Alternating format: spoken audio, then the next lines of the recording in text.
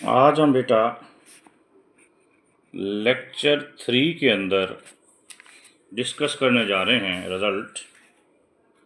Result क्या है? Let R be a ring with unity, then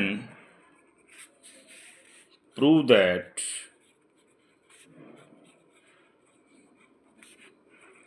every finitely generated R module is a homomorphic image of a finitely generated free module. ये हमारा question है। ये 2019 के paper में 2A number पर आया भी था, आप चेक कर सकते हैं। तो इसका सॉल्यूशन या प्रूफ, थ्योरम और proof, let M be an R module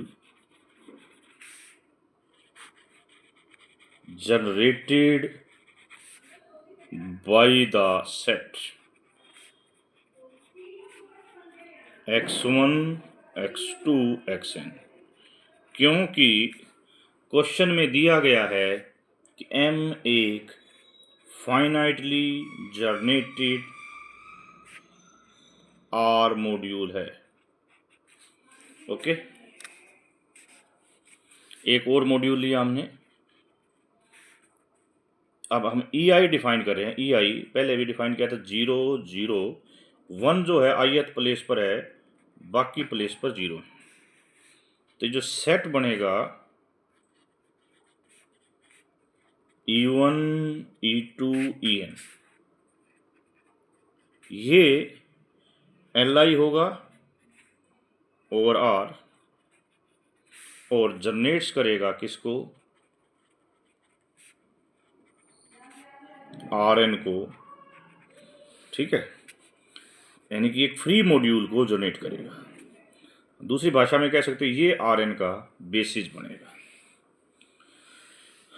अब हम डिफाइन करते हैं, define a mapping phi from Rn to n which is given by, ठीक है, देखो Rn के अंदर जो एलिमेंट, फाई में जो एलिमेंट पुट होगा वो Rn का होगा, फाई x। और आपने कहा कि Rn का बेसिस ये है, तो Rn का प्रत्येक एलिमेंट इनका लीनियर सम लिखा जाएगा। और इसको हम इस प्रकार ट्रांसफर कर रहे हैं, वेयर x किसका होगा? Rn का, और ये एलिमेंट ऐसे लिखा जाएगा जहां पर Ri जिंक का एलिमेंट होगा। अब जैसे कि मैपिंग मैंने डिफाइन की है, तो first step, phi is well defined, phi को वेल डिफाइंड प्रूव करें। तो लेट x, एक x लिया, ठीक है बेटा, देखो कैसे करेंगे, मैं अब नोट्स में आ रहा हूँ। आपने एक x लिया, एक y लिया, ये x EI का लीनियर कॉम्बिनेशन लिखा जाएगा, ये कोफिशिएंट रिंग से आएंगे। ये y भी लिखा गया, ये कोफिशिएंट रिंग से आएंगे। तो ये रिंग के एलिमेंट हो गए। अब वेल डिफाइन में हमने क्या लिया? x equal to Y, x equal to Y लिया, तो ये दोनों सेट इक्वल ले लिए, इसको इधर ले गए, कंबाइन किया। अब जैसे कि आपको ये बता रखा है कि E1 E2 En बेसिस है, तो E1 E2 EN LI होंगे, LI होंगे तो ये सारे जीरो होंगे, ये जीरो होंगे तो शब्द RI equal to RI dash for all I यानी कि 1 to N। तो ये सभी I के लिए तो समेशन भी इक्वल होगा, तो यहाँ से प्रूव हो गया कि phi X is equal to phi Y, well defined complete. Next, phi is homomorphism, ये x लिया ये y लिया, ये RI और RI डैश रिंग के एलिमेंट है। फाई ऑफ एक्स वाई, ये x की वैल्यू और y की वैल्यू को कंबाइन किया, इसके ऊपर फंक्शन लगाएंगे, मैपिंग लगाएंगे तो ये xi बन जाएगा, इसको दो पार्ट में कन्वर्ट कर दिया तो फाई एक्स फाई वाई। क्योंकि हमने होमोमॉर्फिज्म मॉड्यूल होमोमॉर्फिज्म करनी है तो आर एक्स लिया, ये रिंग का एलिमेंट है, ये एम का एलिमेंट है, तो ये वैल्यू यहाँ पुट कर दी, ये आर एन का एलिमेंट है, सॉरी यहाँ ये वैल्यू पुट कर दी आर एन की, ये अंदर चला जाएगा, ये भी रिंग का, ये भी रिंग का, तो ये रिंग का, इसके ऊपर जैसे ही फाइव मैपिंग लगाओगे यहाँ पर ई आई की जगह एक्स आई आ जाएगा, फिर आर बार निकाल लिया, इस प्रकार ये क्या प्रूव हो गया जी, होमोमॉर्फिज्म। अब नेक्स्ट स्टेप होता है जी ऑन टू। एम आपने ले लिया कोई भी आर्बिट्रेरियन, क्योंकि जो आपकी मैपिंग है बेटा वो आर एन से एम तक है, तो आपने इसका एलिमेंट लेना है, आर्बिट्रेरी एलिमेंट ले लिया, ठीक है। तो then R one belongs to ring, R I, ये R one R I belongs to ring. अब हम यदि एक ऐसा एलिमेंट कंसिडर करें, यानी कि जो पिछले में एक्स आई था उसके प्लेस पर आर आई कर दे, तो ये आर एन का एलिमेंट बनेगा, और यदि इसके ऊपर ये मैपिंग लगाएं तो इसमें जाएगी एम में, तो इस प्रकार X is nothing but pre image of M, तो इस प्रकार फाई क्या हो जाएगा, ऑन टू हो जाएगा। तो इससे क्या प्रूव हुआ, देखो आपने इसमें वेल डिफाइन प्रूव किया, आपने होमोमॉर्फिज्म प्रूव किया और आपने ऑन टू प्रूव किया। It means phi is on to, phi is on to, यानी कि आर एन के ऊपर इमेज लगाने के बाद एम आएगा, M nothing but homomorphic image of R N, ये क्या आर एन क्या हो गई, होमोमॉर्फिक इमेज हो गई। तो बेटा हमारे पास ये आ गया। अब देखिए इसका मतलब क्या हुआ कि एम जो है आर एन की होमोमॉर्फिक इमेज है, यानी कि M is homomorphic image of R N. R N क्या है, एक फाइनाइटली जनरेटेड फ्री मॉड्यूल है। यदि आप क्वेश्चन को देखेंगे तो क्वेश्चन क्या था कि आपने प्रूव करना था कि every finitely generated R module, यानी कि जैसे कि M is a homomorphic image of finitely generated free module, यानी कि एम यहाँ पर एक फाइनाइटली जनरेटेड की क्या होएगी, होमोमॉर्फिक इमेज होगी, यही हमने प्रूव किया। अब इसके अंदर एक कोलरी है कि every finitely generated module is a isomorphic to a quotient group of finitely generated free module. यदि हम फंडामेंटल थ्योरम से लगाएं तो फंडामेंटल थ्योरम हमें ये रिजल्ट देती है, पिछली मैपिंग पर भी। क्यों, कि फंडामेंटल थ्योरम के लिए मैपिंग आपने डिफाइन करी, well defined, on to and homomorphism. तो अभी आपने जो पीछे प्रूव किया था, क्या प्रूव किया था कि देखो every finitely generated module is isomorphic to a quotient, ये एक फाइनाइटली जनरेटेड मॉड्यूल है एम, जैसे पिछले में लिया था। ये अब आइसोमॉर्फिक किसके हो गया, ये quotient module, quotient group of A finitely generated free module, ये एक फाइनाइटली जनरेटेड फ्री मॉड्यूल और ये इसका क्या बन गया, क्वोशिएंट ग्रुप, करेक्ट। अब हम एक एग्जांपल लेना चाहते हैं सिंपल सा। Let m1 and m2 are the free modules such that their intersection is only one element, zero element।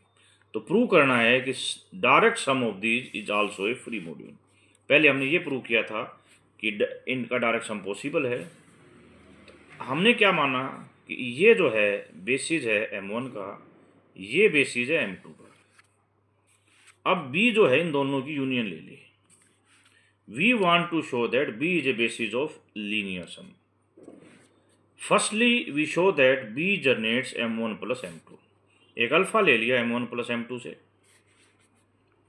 तो अल्फा अपने आप को x प्लस वाई लिखेगा, जैसे x m1 से आएगा और y m2 से आएगा, और जो x होगा तो वो x जो है वो इनका लीनियर कॉम्बिनेशन लिखा जाएगा। क्यों, क्योंकि m1 इज ए बेस का ये बेसिस है। तो every element of x can be written as linear combination of these. तो x को ऐसे लिख दिया, यहाँ पर आर आई किसके आएंगे, रिंग के।